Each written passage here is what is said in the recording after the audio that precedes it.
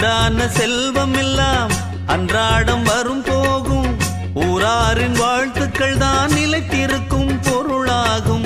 உன்னால முடிந்தவரை பிறருக்காக உழைத்திடு. இல்லாத வறியவர்க்கு இயன்றவரை உதவிடு. கண்ணீரை கண்டவுடன் கைவிரலால் துடைத்திடு. உன் பேரை சரித்திரத்தில் மனிதன் என்று பொறித்திடு. இன்னொருவன் வாழ ஒரு ஏணியைப் போல் மாறு.